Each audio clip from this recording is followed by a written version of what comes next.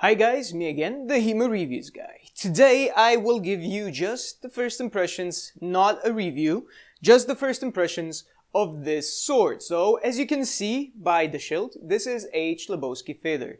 So first I will give you a disclaimer.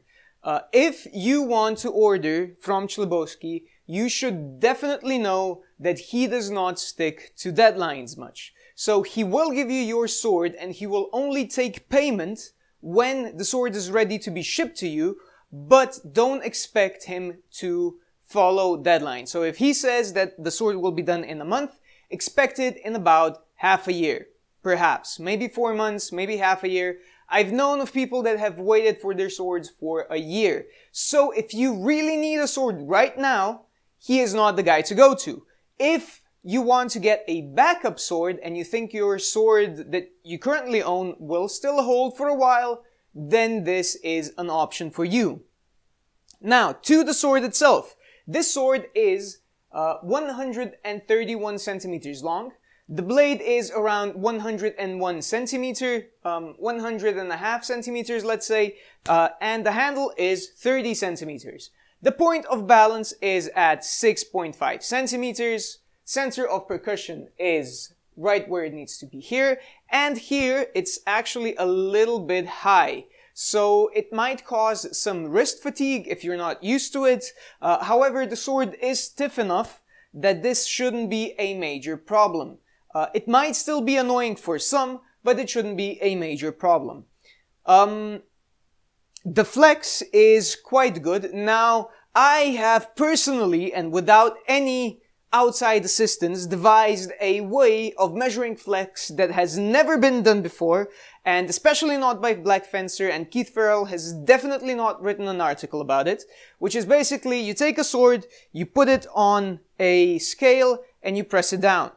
Then there are two ways of measuring it. One is when the sword just starts taking flex, and the other one is when you actually push it in all the way and you read out both of the things. So the static flex, which is what Black Fencer uses, is when you just push it down so that it starts flexing. This guy needs 10 kilograms of pressure. And for the full flex, so basically full flex is, when I do about this, is about 15 kilograms of pressure. This makes it for a medium stiffness sword, in my opinion.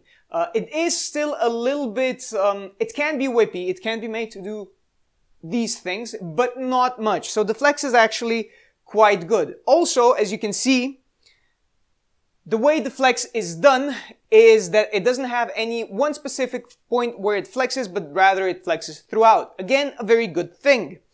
A couple of other things about the sword is the peen is actually, the pommel is faceted, and the facets go up into the peen, which makes for a rather spiky point at the end.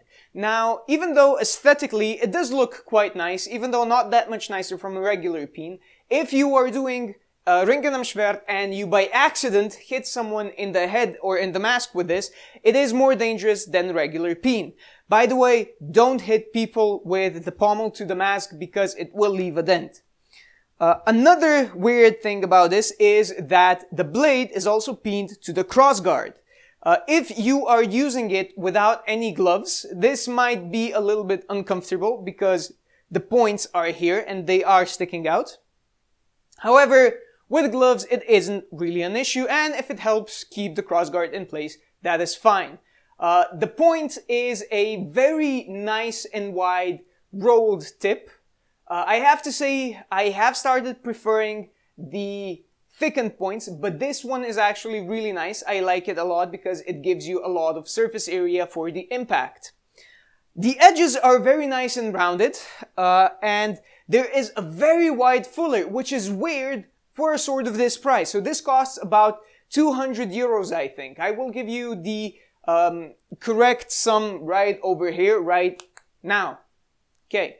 So, otherwise, the sword is quite nice. It does have blade presence that lets you feel where the point is, even though the handle is still the heaviest part of the blade.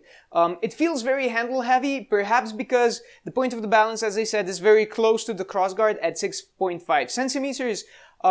but this is still a far preferable sword, in my opinion, to the Rogeni standard and for a somewhat similar price.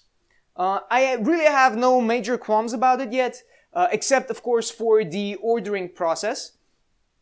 I did hear that some people have gotten swords that are too soft. And in fact, I owned a Chlebowski sword years and years ago, before I had this channel, and it was a good sword, but the first one I got was way too soft, so I had to straighten it after every single stab and after some strikes. So I wrote to Chlebowski, and he was very nice about it. He agreed to replace it. The replacement blade took a year to get here. So again, Chlebowski is generally a nice guy. He's fair, but his perception of time might be questionable at best. That's about it, what I have to say about the sword. Seems like a very good sword, but don't expect to get it soon, at any point. So if he promises a month, wait for half a year. And do keep that in mind when you order it. Otherwise, this seems like a completely fine sword. I would actually recommend it as a first sword, but I can't, because it takes so long to get it. That's about it for now, so I hope this was useful for you. It was a very quick, just completely first impressions video. I don't know if I'll be able to do a full review of this sword because it's not mine and I need to use it for a couple of months to really give you the ins and outs and see how it handles. That's it from me. Thank you for watching. Have a good one, and until next time, I've been Hema Reviews. Hema Reviews, the guy of Hema, whatever.